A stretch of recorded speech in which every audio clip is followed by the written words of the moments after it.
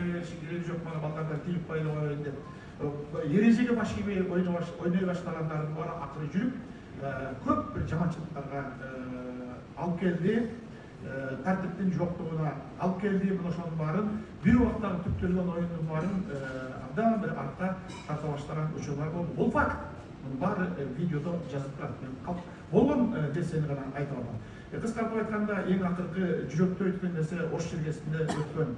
Ушул өлкө жетекчилери катышып турган оюнда, оюн көз алдыда, менин көз алдымда комментатор болуп отурган.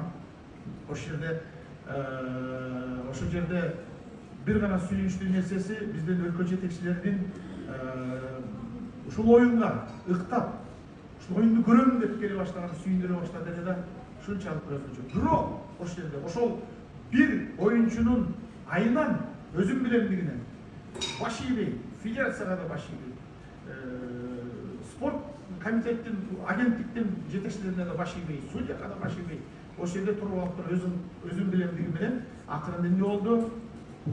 10 000 деген киши балага чыкты. Бүтүндөй жұрт карап, бүтүндөй дүйнө карап турган. Баары талкалоо башталды, таш менен уруу башталды, жосунсуз жорук болду. Ошол убактагы президенттин ушундай кейип карап турган баары көз алдыңарда. Ушундай жүрөгү ооруп карап турган көз алдыңарда. Эмне болду? Ушунун кереги бар беле? Ушундай нерсеге жеткиштин кереги бар беле? Эмне үчүн ушундай акыбалга келди? Эмне үчүн командалардын тартиби жоголду? Эмне үчүн команданын башкарганда тренерлер баш болду? Демек тескери багып кеткен. Бир гана нерсе, бул эле, утуш керек, алыш керек, тепкиле, сүздү. Ушул нерсенин кереги бар беле? Мындай жок болчу. Кандай тартип бар эле бу арында? Андан кийин көкбөрү токтоду. Көкбөрү токтогондон кийин эмне болду? Кайра болтур улуттук ойун экен деп уруксат беришти. Ипподромду алдырдык. Тияктан биз жасап беребиз деди. Аяка барганда эмне болду? Доорусу уруксат беришти. Доорусу уруксат бергени менен дагы деле эрежени кармабаганын айынан жазылып турат. Билесиңер, оюн чеңкейип аткан тараптан урдурганга эч кимдин акысы жок. Ошол жерде баш иштебей, мээс иштебей, бир гана колу менен бут иштеп, Йылган деген керемет оюнчуну бир чиктеп өлтүрүп тыныштı. Эчтен эмес, мыкты оюнчу болчу. Көз алдымда турат. Энедей кезден ушулай улакта жүргөн. Мына ошол менен эмне кылдык? Бүтүндөй биз көкбөрүнү талкаладык. Ушундай нерсеге жеткизбешибиз керек болчу. Демек тартипти баштан кармаш керек болчу. Андан кийин жүрүп отуруп, ушул Ноорузду күтчелейин. Ноорузга кандай салмак келчелек.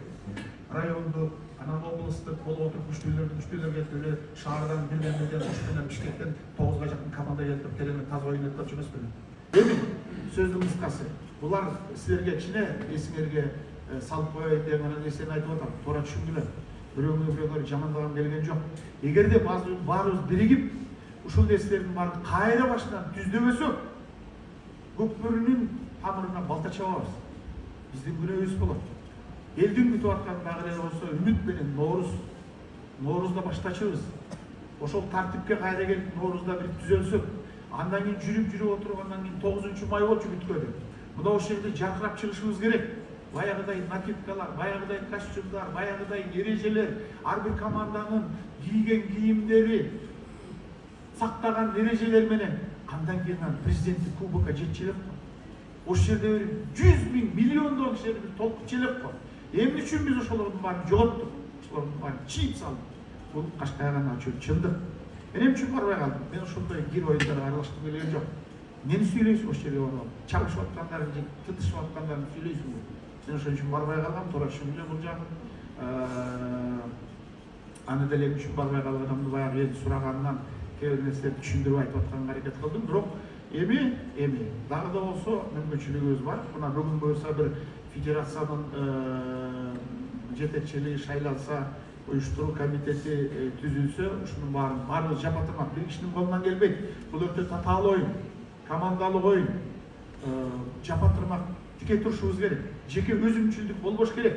Жалпы улуттук оюн, эл карап турган оюнду баарыбыз уттуң, бул спорт. Бул жерде мен гана деген гана өзүмчүлдүккө барбаш керек. Көкбөрүнүн бийиктигин сактап калышыбыз керек. Ошон үчүн мындай ойлонуп иш кыла турган жердебиз. Мен силерди мына ушул ойлонууга чакырып кетет элем.